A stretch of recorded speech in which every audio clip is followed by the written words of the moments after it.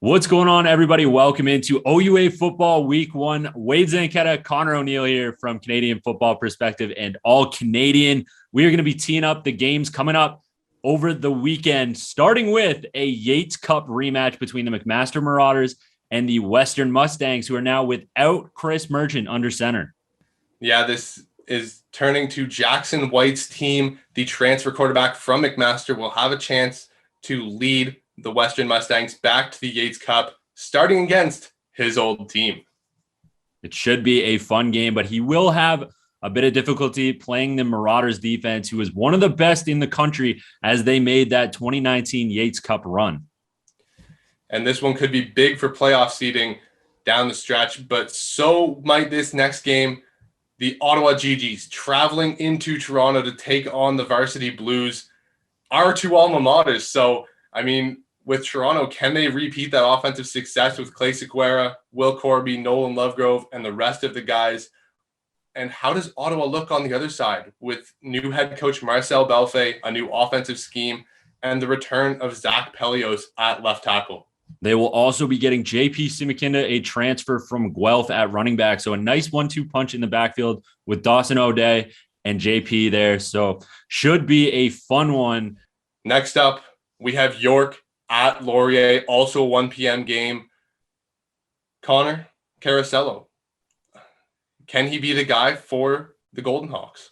And I think that's the major question surrounding this game. Obviously, Tommy Dennison coming in and taking over offensive coordinator duties at York. But on the flip side of the sidelines, what does Connor Carasello look like? Is he going to be that dude for Laurier this season? Now the ball is in Carasello's hands. So what is that Golden Hawks going to look like under his guidance? Moving on to the next game, the Queens Gales taking on the Carleton Ravens. Tanner DeYoung in his final year.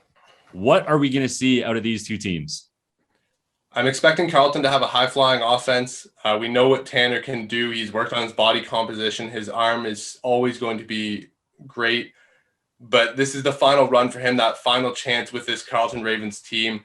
I'm expecting them to come out firing on all cylinders. And as for Queens, this offensive line should be one of the best in the conference. They've been working together the last couple of years.